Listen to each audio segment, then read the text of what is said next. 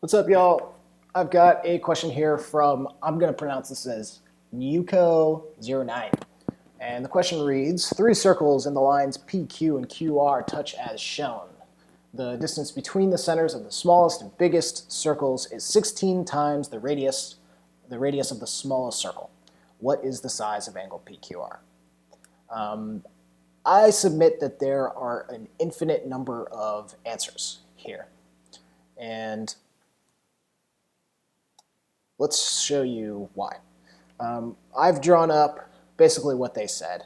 We have angle P, Q, and R, and then inside that I have inscribed three circles that are touching, and they're also touching the lines. Okay.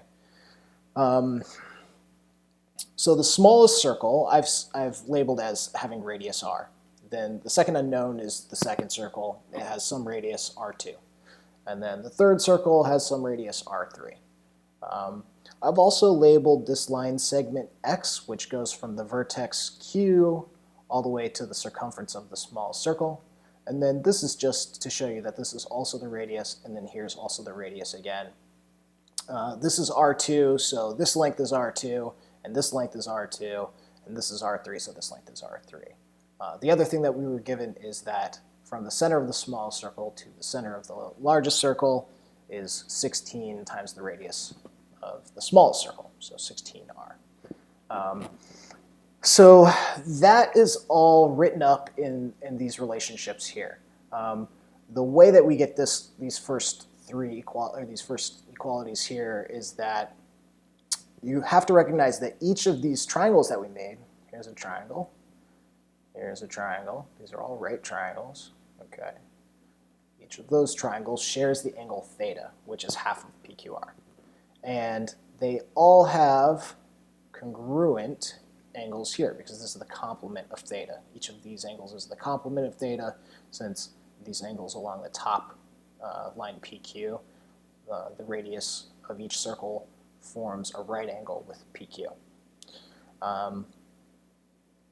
So we have three similar triangles, and similar triangles have the property that the ratio of their corresponding sides are equal. So what that means is r divided by x plus r, which is the hypotenuse, is equal to r2 divided by x plus r plus r plus r2, or x plus 2r plus r2.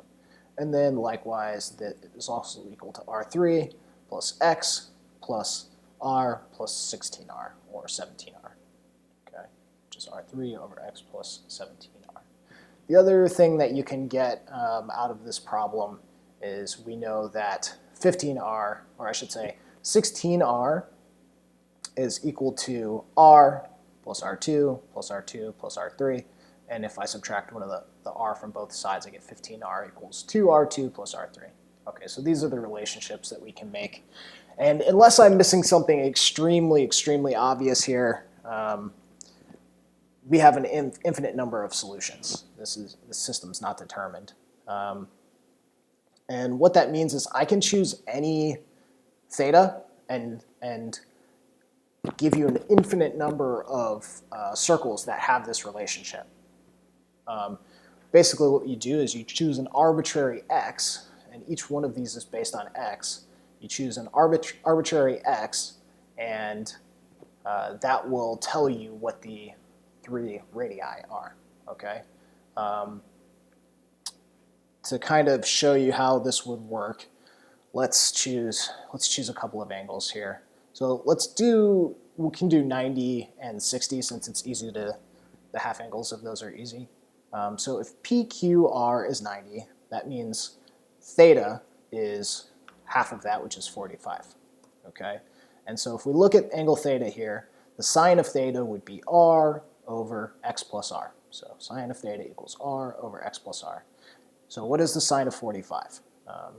The sine of 45 is equal to root 2, actually here, let's do it the other way, 1 over root 2. That'll make it easier.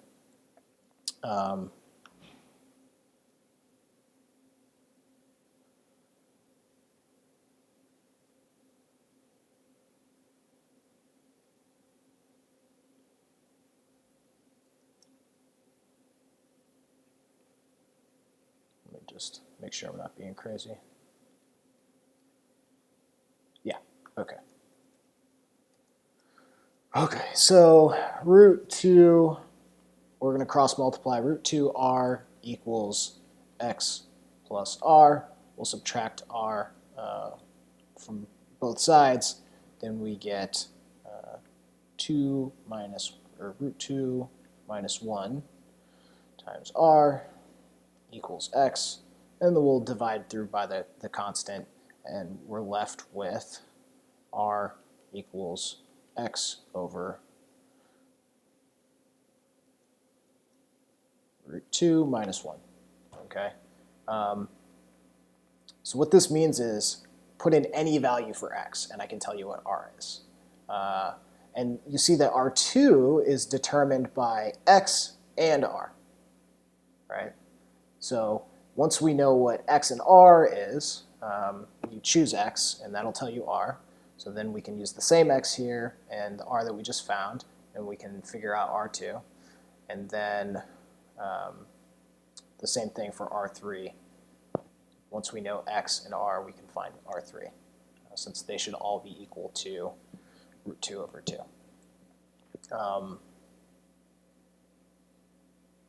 And it can be an exercise to figure those out, but I'm not going to do it for this video. Maybe I'll show you the same thing with one of the other angles. So let's go to, we just did 90, let's do 60. It's easy to take half angle of that. So if PQR is 60, then theta is 30. And so the sine of 30 equals r over x plus r. And the sine of 30 is 1/2. And so we'll cross multiply and we'll get 2r equals x plus r. Subtract r from both sides, so r equals x. Okay. So if we choose an x, then we get r. Let's choose x equals 1. So r equals 1. And then this becomes 1 plus 2 equals, so we can just keep determining what the other radii are based off of that. Yeah, so that's a really frustrating problem. It actually took me a long time to realize this. I just kept wanting there to be something more there, but unless I'm missing something glaringly obvious, I don't think there's a solution to this problem. And we could give the r1, 2, and 3 values for all 5 of the options that they've given us there. They all depend on that little x. And it makes sense, right? Like if you think about it, you should be able to put an infinite number of circles inscribed onto this thing. And at some point, they should have that relationship of having the distance between the center for the largest and the smallest being equal to 16r. If I'm thinking about this wrong, I would love for somebody to come in and check me, but I think that's how it goes. So good luck. Hopefully, this comes up in class and your teacher explains it.